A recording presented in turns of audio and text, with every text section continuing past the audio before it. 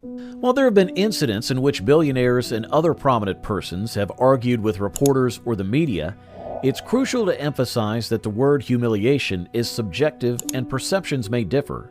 Furthermore, not all contacts between billionaires and journalists can be generalized. Here are a few examples of when conflicts have arisen. Elon Musk, the high-profile CEO of Tesla and SpaceX, has consistently found himself in the midst of a turbulent relationship with the media. Musk's interactions with journalists and news outlets have been marked by a series of criticisms, often delivered through his preferred platform, Twitter. His accusations of biased reporting and labeling of certain news as fake have become defining aspects of his engagement with the media. One of Musk's key grievances with the media revolves around what he perceives as biased reporting.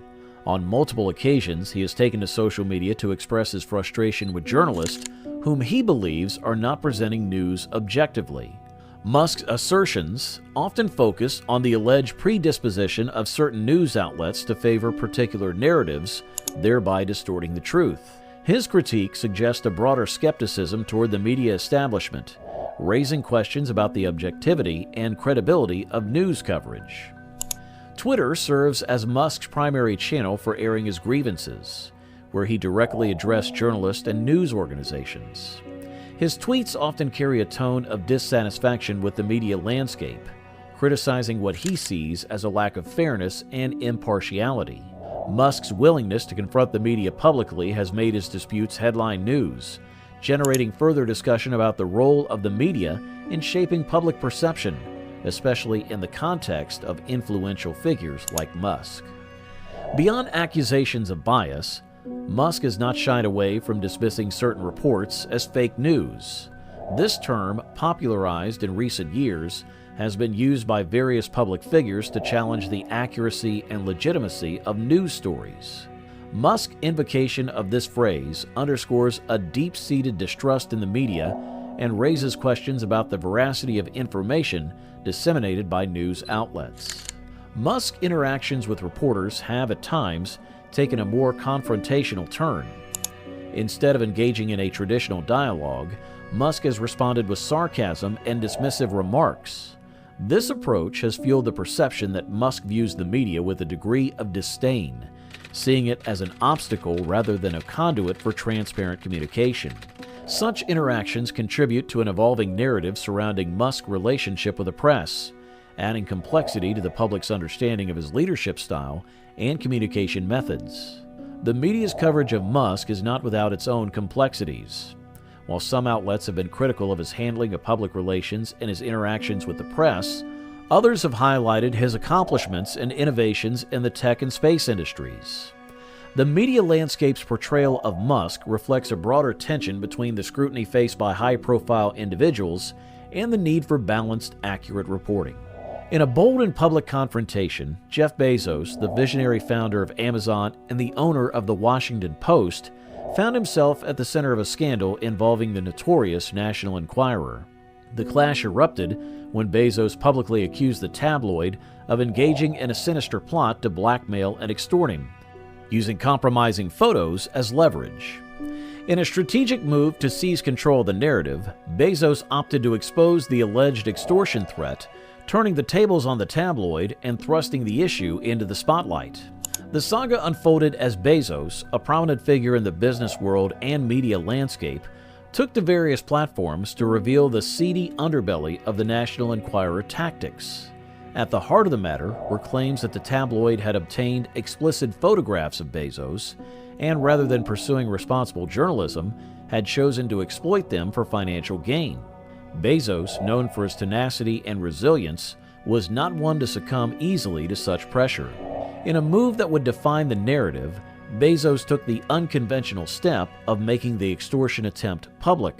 By publishing the threatening communications from the National Enquirer, he not only defended his personal integrity, but also shed light on what he perceived as a gross violation of journalistic ethics. This strategic maneuver allowed Bezos to steer public perception in his favor, transforming a potential scandal into a battle for moral high ground.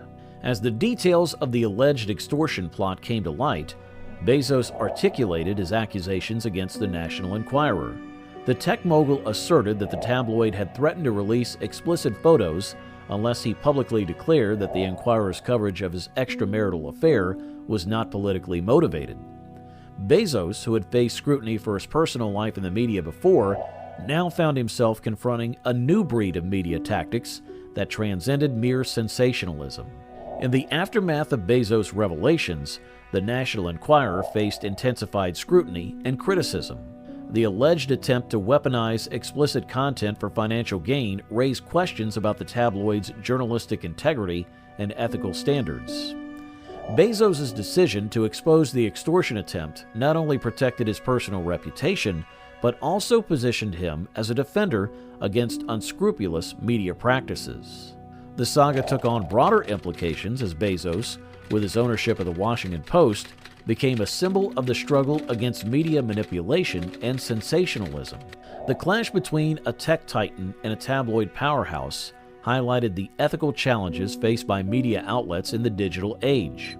Bezos, in his quest for transparency, had inadvertently initiated a broader conversation about the responsibilities and boundaries of the media. Mark Cuban, a renowned entrepreneur and owner of the Dallas Mavericks, found himself entangled in a web of controversy during a notable incident in 2013. The backdrop of this controversy was a probing investigation by the Securities and Exchange Commission's investigation into Cuban's stock trading activities. This particular episode unfolded during an interview with a CNBC reporter, where the seasoned businessman's frustration with the line of questioning became palpable. In the face of the SEC's scrutiny, Cuban, known for his outspoken and often candid demeanor, did not shy away from addressing the elephant in the room. The CNBC interview became a battleground where Cuban confronted the investigative lens focused on his financial dealings. The tension in the air was evident as the reporter delved into the details of the SEC investigation, prompting Cuban to assert, "You can try to make this about reporters, and that's just horseshit. I'm just trying to deal with the facts."